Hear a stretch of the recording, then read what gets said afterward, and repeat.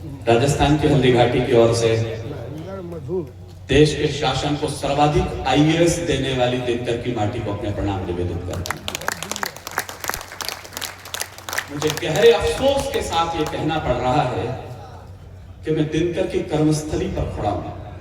Bhagalpur university का वो VC रहा होगा कभी, कहीं नहीं उसकी विजाओं में वाक्य गूंजता होगा, मृत्य मानव की अमा का तूर्य हूं मैं, उर्वशी अपने समय सूर्य हूं मैं। ये लिखने वाला बेटा आपकी मिट्टी का था। बाद अंधतम के भाग पर पावक जलाता हूं। मुझे नहीं पता कितने पढ़े लिखे लोग यहां बैठे, मैं अफसोस के साथ बोल रहा हूं। अंधतम के भाग पर पावक जलाता हूं, बादलों के शीश पर चंदन जलाता हूं। आप उसके लिए यदि ताली नहीं बजा पाए तो फिर विनीत चांद आप क्या तालियां बजाएं? आज विश्व युद्ध के कगार पर खड़ा है ये देश और ये दुनिया, और लोग छाती पीट रहे हैं दिल्ली के अंदर, बिल्डिंगें जला रहे हैं कश्मीर के अंदर। मैंने विनीत भाव से जिंदगी जी है, कविताएं तो चौहानी तेवर से ही लिखी। इस देश के लोगों को शर्म नहीं आई कि बांग्लादेश में किसी बेटे को, हिंदुस्तान के बेटे को पीट करके उल्टा लटका करके जला दिया गया, लेकिन हमारे सीने में फफोले ना हुए। एक अयतुल्लाह खुमैनी क्या मरा, हमारे पूरे देश के मुसलमानों की आंखें दबदबाने लग गई। और हम कहते हैं कि कौमी एकता के गीत गाएं। कश्मीरी पंडितों को रातों रात तुमने भगा दिया, तुम्हारी आंखों में सलवटें न पड़ी, रात छाती पीट रहे हो। कौन है अयतुल्लाह खुमैनी जिसने एक कानून पास कर दिया कि शादी के लिए 9 साल की उम्र होनी चाहिए बेटियों की? ये कौन सी बाल वैश्या का व्यक्तित्व मर गया जिसके लिए तुम छाती पीट रहे हो? लोग कहते हैं कि पहलगाम अटैक हो गया। अपू भैया आपका आग्रह था कि मैं पहलगाम पर कुछ सुनाऊं, कुछ कश्मीर में हुए आतंकवाद पर सुनाऊं, लेकिन माफ करें मुझे ये कहने के लिए, मुझे गद्दारों से फुर्सत मिले तो इनके बाकी लोगों पर कुछ सुनाऊं। एक बात अच्छी तरह समझ लीजिएगा, मुझे 35 साल हो गए, पप्पू भैया जानते हैं, और शायद 27 साल से मुझे यहाँ आते हुए हो गए। मैंने जिंदगी में हाथ जोड़कर गिड़गिड़ा कर कविताएं नहीं पढ़ी है। राजस्थान यूनिवर्सिटी का एक गोल्ड मेडल मेरे हिस्से में आता है। मुझे 100 में से 100 नंबर लेने की आदत है। या तो मेरी कविताओं पर 100% हूटिंग होगी या 100% तालियां उठेंगी। इसके बीच का कोई रास्ता आपके पास नहीं है। दरवाजे खुले, आप जा सकते हैं, मैं आपसे कोई आग्रह नहीं करूंगा। 4 पंक्तियां सुन लीजिए, मैं शुरू हो रहा हूं। आवाज उसको बुलंद कीजिएगा, नहीं सर कतल दिए जाएंगे आप लोगों के। वो दिन दूर नहीं है, सर है आपका। ये कोई बात नहीं। डॉक्टर साहब देवघर से आए हैं, जरा देवघर तो आपके शरण महादेव का नारा पहुंचे तो मुझे अच्छा लगेगा। जरा बुझाइए। सांप जब तक आस्तीनों के न मारे जाएंगे, जो आज छाती पीट रहे हैं उनके लिए, और जिनके आंसू कम पड़ गए बांग्लादेश के हिंदुओं के लिए, जिनके आंसू कम पड़ गए कश्मीरी पंडितों के लिए, मुझे आपके लिए तालियां नहीं चिंगारियां चाहिए। वंश आदा का एक शेर पढ़ रहा हूं बस जमीन बोए में बीज बोने के लिए। सांप जब तक आस्तीनों के न मारे जाएंगे, चाहता हूं हाथ उठे तो फिर एक श्रोता का उठे, वरना खामोश रहे। सांप जब तक आस्तीनों के न मारे जाएंगे, हौसला कितना भी हो हम जंग हारे जाएंगे, और दुश्मनों के संग तो हम फिर करेंगे फैसले। पहले घर के जाहिलों के सर उतारे जाएंगे, पहले घर के जाहिलों के सर उतारे जाएंगे, पहले घर के जाहिलों के सर उतारे जाएंगे। सर मुझे बताइएगा, फरीदाबाद में जिन लोगों ने विस्फोट किया, क्या वो पाकिस्तान के पढ़े लिखे लोग हैं? मुझे गलतफहमी है कि मैं दिनकर की वीसी जिन्होंने यहाँ पे रहे, मैं उस मिट्टी के बेटों को पढ़ा रहा हूँ। कोई ना कोई डीएनए का आपने यूनिवर्सिटी का होगा, तो मुझे ये न लगे कि मैं अनपढ़ लोगों के बीच कविता पढ़ रहा हूं। मेरे कुंडले का सबसे बड़ा बेटा इस मिट्टी ने दिया है, उसी का सबसे छोटा वंशधर आपके सामने कविता कहता है। मेरा कहने का सलीका क्या हो, आपका सुनने का तरीका क्या हो, बस यही से मैं बात अपनी शुरू कर। फरीदाबाद में जो विस्फोट हुए वो लोग पाकिस्तान से नहीं आए थे। लाल किले के सामने जिन्होंने विस्फोट कर दिया वो कोई इस्लामाबाद से नहीं आए थे, और याद रखना वो जाहिलों भी नहीं थे, वो एमबीबीएस डॉक्टर्स लोग थे। वाह वाह वाह।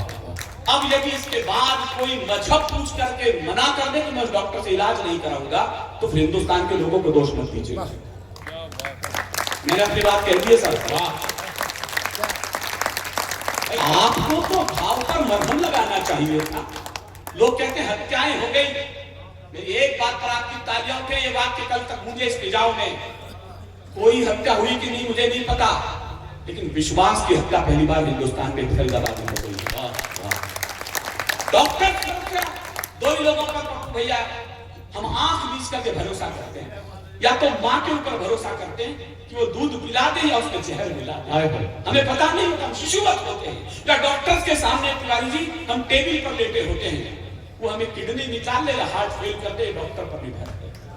यदि डॉक्टर्स लोग विस्फोट में पाए जाने लगेंगे तो विनीत चौहान को कहने का हक दीजिएगा, आपको तो घाव पर मरहम लगाना चाहिए था। मैं कलेजा निकाल रहा हूं, आप केवल ताली बजाइएगा। आपको तो घाव पर मरहम लगाना चाहिए था, आपको तो जहर को अमृत बनाना चाहिए था। जिंदगी देनी थी तुमको, मौत बांटी है, मगर आपको चुल्लू भर पानी में डूब जाना चाहिए था। चुल्लू भर पानी में तुमको डूब जाना चाहिए। आतंकी कैसे घुसाए लाहौरी दरबारों से। वाह, कश्मीर में ऐसा हो गया, पहलगाम में ये हो गया, पुलवामा में ये हो गया। मेरे परिचय में मेरे भाई कई बार स्नेहवश बता रहे थे कि मैंने मोदी जी के सामने इतनी बार कविताएं पढ़ी हुई। मैंने अटल जी के सामने इस मंच का शायद मैं दूसरा कवि हूं महेंद्र भाई के बाद, जिन्होंने 90 के लाल किला कवि सम्मेलन में श्रद्धेय अटल बिहारी वाजपेयी जी से आपने मेरी कविताएं पढ़ दी।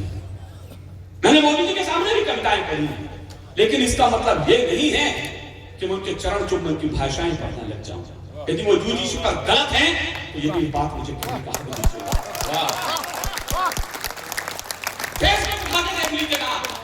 यही देश का मोदी का चित्र घर लिख दीजिएगा तो नीचे हर हर मोदी, घर घर मोदी के नारे गूंज जाते थे। यही वो देश है। मुझे कितने लोग चाहते हैं का फोटो लगा दीजिएगा, मोदी जी का परिणाम नीचे लिखा हुआ आ जाता है, वो कहां पहुंच गए। आपसे किसने पूछा था आरक्षण की डुगडुगी चलाने के लिए, आप कहां पहुंच गए। मेरी बात को अच्छी तरह समझ लीजिएगा। आतंकवादियों को यहां तक पहुंचने के लिए, मैं तो दिनकर की वंशावली का बेटा हूं, मैंने सुना है आपका बेटा दिनकर जब लाल किले पर कविताएं पढ़ने चल रहा था तो आगे आगे नेहरू जी चल रहे थे। अचानक नेहरू जी का पैर लड़खड़ा तो दिनकर ने वहां पकड़ ली। नेहरू जी ने कहा, धन्यवाद दिनकर, तुमने मुझे गिरने से बचा लिया। आपके बेटे ने लाजवाब कर दिया नेहरू को, तुम्हें धन्यवाद की कोई जरूरत नहीं है नेहरू जी। जब भी देश की राजनीति लड़खड़ाएगी साहित्य उसे इसी तरह बढ़ा करेगा। मैं उसी का मंशा हूं। मेरा पहला सवाल पाकिस्तान से नहीं है, मेरा पहला सवाल मोदी जी से। इससे पहले मैं आया हूं, मेरी भाषा क्या आप जानते हैं। आज विनीत चौहान किस तेवर में बोल रहा है, बस इसी का नाम विनीत चौहान है। आतंकी कैसे घुसाए लाहौरी दरबारों से। अगली बात मेरी रिकॉर्ड हो रही है, मैं जानता हूं अगले दिन ये लाइन मेरी वायरल हो चुकी हूं, दिल्ली पहुंच चुकी होगी उनके सामने। लेकिन हिम्मत देना, इस बार जब मैं लाल किले से कविता पढ़ूं, मेरे सामने बैठे हो तो मेरी जबान न लड़खड़ा है उनके सामने कि आतंकी कैसे अगली लाइन पर आपकी ताली आ जाए तो मुझे अच्छा लगा, मैं कविता शुरू कर दूंगा। आतंकी कैसे घुसाए लाहौरी दरबारों से, लगता है कुछ चूक हुई है अपने पहरेदारों से। मैं बोल चुका हूं, आतंकी के आपकी कमजोर ताली के बीच विनीत चौहान कविता पढ़ रहा है, लेकिन बोल रहा हूं, आतंकी कैसे घुसाए लाहौरी दरबारों से, लगता है कि चूक हुई है अपने पहरेदारों से, वरना खून नहीं बहता है उन भारत मां के लालों का। डर पहले उत्तर दे देते इन सारे भूचालों का, हम मौन रहे, खामोश रहे, कांटों की बात लगा बैठे, शांति शांति के चक्कर में आधा कश्मीर गंवा बैठे, शांति के चक्कर में आधा कश्मीर गंवा बैठे। अगर हम ही इनकी लाशों को कांधों पर सदा नहीं ढोते, ये लश्कर फश्कर बूझी सब दुनिया में कहीं नहीं होते। ये लश्कर फश्कर बूझी सब दुनिया में कहीं नहीं होते। मत कहो पड़ोसी मुल्कों से आतंकी हमारे यहाँ आतंकवाद। जब भी हमला हुआ हमने पाकिस्तान की मुंह तक मुंह करके गिड़गिड़ाना शुरू कर दिया, आतंकवादियों को यहाँ न भेजो। क्या सवाल था। इस देश ने गांधी को इतने गहरे हमारे दिल में उतार दिया कि हम चंद्रशेखर आजाद की पिस्टल की भाषा ही भूल गए। वाह,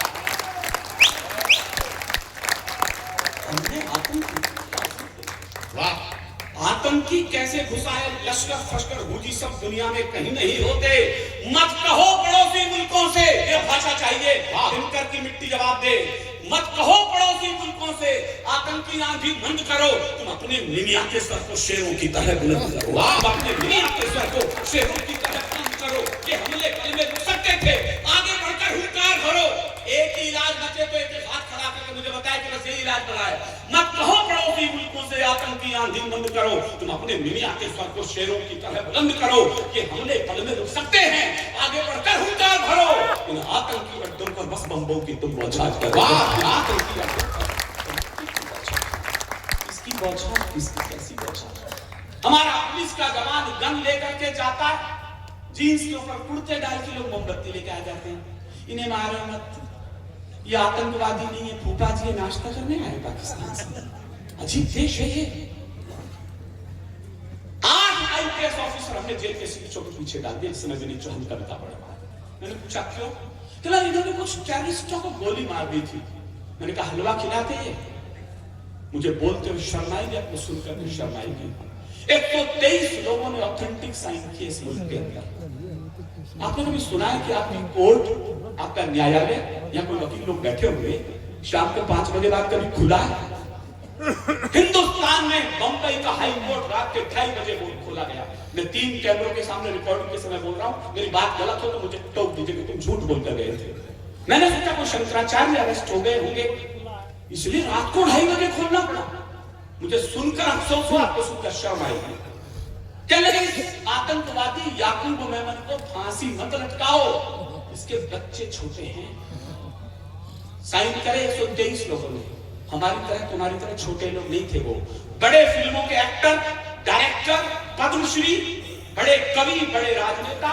इस आतंकवादी याकूब मेमन को फांसी मत लटकाओ, उसके बच्चे छोटे हैं। मैं निकम्मों से पूछना चाहता हूं, क्या कर्नल राय की 9 साल की बेटी छोटी नहीं थी जो तिरंगे को अपने पिता की सैल्यूट करते समय चिता को आग दे रही थी? इन्हें शर्म नहीं आती कि इनके समर्थन में खड़े हो जाते हैं। सब मानव अधिकार कातिलों के हित में। जितने गुस्से में पढ़ रहा हूं, आपकी प्रतिक्रिया उतने गुस्से में बोली चाहिए, वरना अभी एक एक्स मुस्लिम का गला रेता गया है। हिंदुओं के गले से छुरियां दूर नहीं है, याद रख लेना। शेरों के सर कभी नहीं काटे गए और भेड़ों के सिर कभी छोड़े नहीं गए इस मुल्क में। वाह।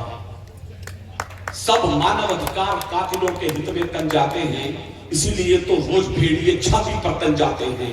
जिस दिन गोली का उत्तर हम गोली से दे पाएंगे, उस दिन आतंकी क्या उनके बाप ठीक हो जाएंगे। वाह। हमने आतंकी पाले, जेलों में कैसी बिरयानी, हर सैनिक की विधवा रोई, आंखों में आया पानी। 20 खून करके भी वो सब क्षमादान पा जाते हैं और शहीदों की कुर्बानी पर मातम छा जाते हैं। उठो, नया कानून मांग लो संसद की दीवारों से। मैं कसम देता हूं केवल वो ताली बजाएंगे जो मेरे कानून से सहमत हो। नहीं सहमत हो आप चुप रहिएगा। मुझे लगेगा कि दिन का कुरुक्षेत्र मर चुका है, राजस्थान की हल्दी घाटी अंतिम सांस ले रही है। लेकिन अच्छा लगे तो फिर मुझे भरपूर तालियां दें, जब तक सफर उठी ना हो। उठो, नया कानून मांग लो संसद की दीवारों से। हत्यारों को क्षमादान अब नहीं मिले दरबारों से। इनको सीधा फांसी टांके वीर शहीदों की माएं, या सीने पर गोली मारे बस सैनिक की विधवाएं। अच्छा लगा कि आपका पौरुष कभी दिखता है। अच्छा लगा। मैं उसी भागलपुर में हूँ जहाँ कभी मैंने पिताश्री को सामने बैठ करके स्पष्ट कविताएं शुरू करी थी आज से 25-27 साल पहले। अभी ये मारवाड़ के युवा मंच का पानी मरा नहीं है। हमारे बारे में कहा जाता है किस राजस्थान से हो, पानी तो है नहीं। मैंने कहा मारवाड़ी युवा मंच के लोगों सुन लो, था बहुत पानी। कविता तो आधी लाइन की, अभी तो भर्ती की, अब ताली उसी आ जानी चाहिए। था बहुत पानी मगर तलवार पर सब चढ़ गया है। वाह। इसलिए राजस्थान रेगिस्तान बन गया। हमारे मेरे प्यारे भतीजी ने बहुत अच्छा पढ़ा, मैं सच कह रहा हूँ।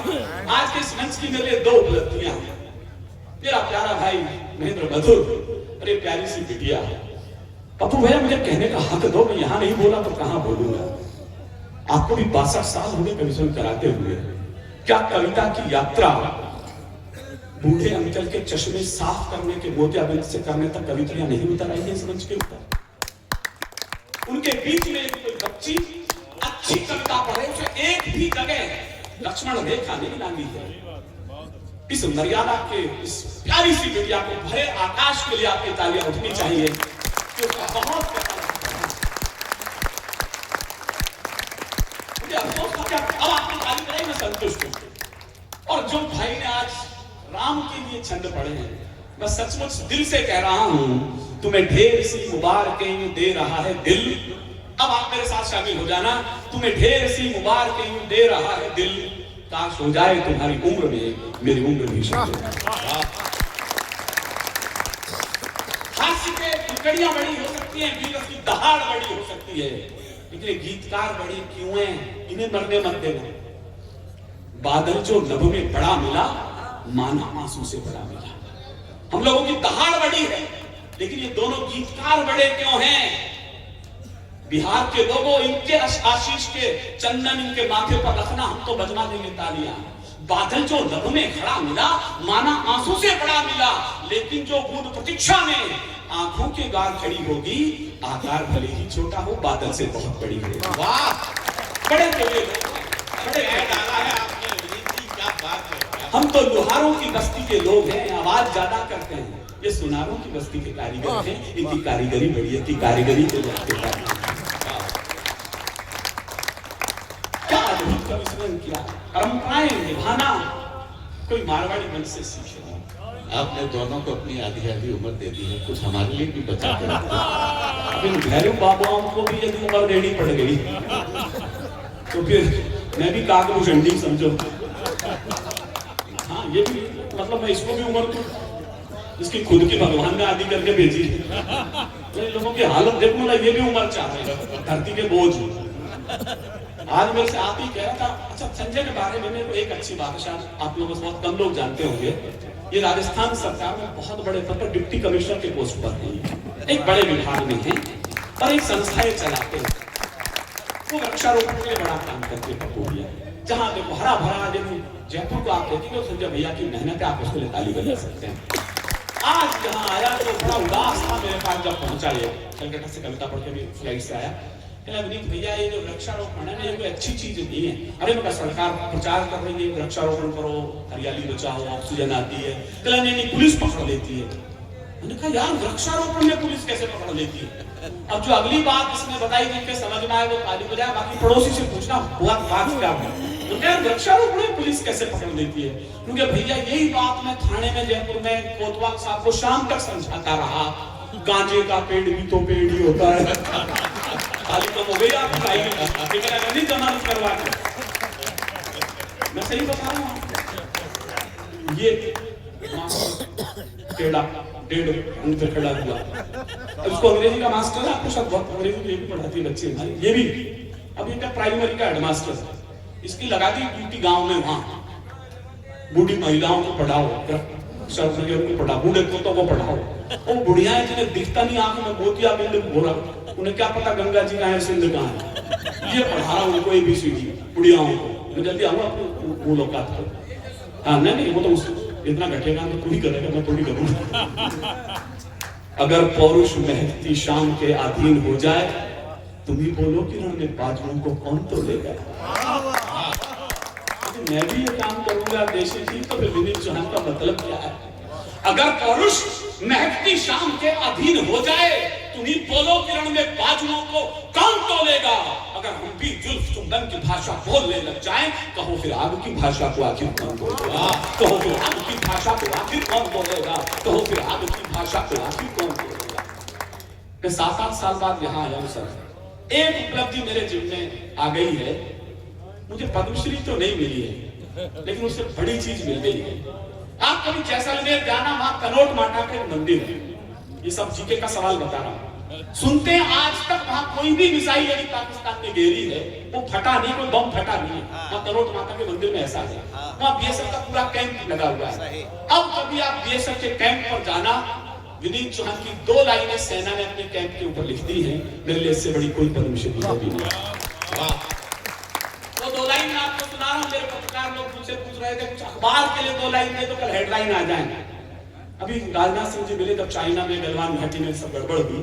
मैंने कहा सर, ये चाइना के बॉर्डर पर धक्का मुक्की हो रही है, सब सुनता क्यों नहीं लेते? चले नहीं भैया, वहां सीमा रेखा स्पष्ट नहीं है, पत्थरों की दीवार है, धक्का मुक्की होती रहती है, मगर 75 साल में आप सीमा रेखा स्पष्ट नहीं कर पाए। इतनी तो रेखाएं खून से खींच चुके होते हैं, आप नक्शा बनवाते हो। वाह, मैं कहीं बनाता कौन है? पहले कुछ आईएएस लोग बैठते हैं, कुछ सेना पुलिस के राजनेता लोग बैठते हैं, तो नक्शा तो 75 साल में सेना राजनीति तय नहीं कर पाई। तो मैंने कहा सर मैं बताता हूँ, बस सेना ने उसी दिन वो लाइनें, आप चले जाओ, मैं एक दिन का मैं झूठ नहीं बोलता, सरस्वती के मंच पर खड़ा हूं, बीएसएफ के कैंप पर मिली चांद ये लाइनें लिख दी गई। मैंने कहा सीमा नहीं खिंचा करती हैं कागज बिछी लकीरों से। वाह, भागलपुर के लोगों मुझे निराश मत करना, मैंने जिंदगी में सच्ची लाइन अभी लिखी नहीं है, मैं खुद नशे में हूं लाइनों को लिखकर। सीमा नहीं खिंचा करती हैं कागज बिछी लकीरों से, ये घटती बढ़ती रहती है वीरों की शमशीरों से। वाह, ये घटती बढ़ती रहती है वीरों की शमशीरों से, ये घटती बढ़ती रहती है वीरों की शमशीरों से। अरे पानी बहुत बहाते हो, पानी है नहीं, खून बहा रहे हो रेतीली मिट्टी पे। बस 2 लाइन और सुन लेना, मेरा पुरखा आकाश में सुनता हो कहीं दिनकर, तो मैं उसके चरणों में 2 लाइन निवेदित कर रहा हूं। चिनगारी के पास रहे, उसके बाद मैं कविता सुना रहा हूं आपको तालियों की। इस पर मेरा मन रखने के लिए ताली बजाना, कविता जैसा कुछ हो गया तो भैया। चिनगारी के पास रहे, हम इतना खून क्यों छिड़क रहे? सूखी मिट्टी है। चिनगार बॉर्डर दूर नहीं है जैसलमेर से। चिनगारी के पास रहे तो शोले और भड़कते हैं, कायर बैरी ललकारे तो बाजू स्वयं फड़कते हैं। अब मुझे आपका मन चाहिए, मैंने कुछ कविता जैसा लिखा हो तो। चिनगारी के पास रहे तो शोले और भड़कते हैं, कायर बैरी ललकारे तो बाजू स्वयं फड़कते हैं। मातृभूमि का एक कण भी उड़कर उस पार नहीं जाए, इस कारण सूखी मिट्टी पर सैनिक रोज छिड़कते हैं। वाह, मातृभूमि का एक कण भी उड़कर उस पार नहीं जाए, इस कारण सूखी मिट्टी पर सैनिक रोज छिड़कते हैं। अब आप कहें तो मैं वो पहलगाम की कविता आपको डिमांड है तो फिर ताली बजा के अनुमति दे दूं, मुझे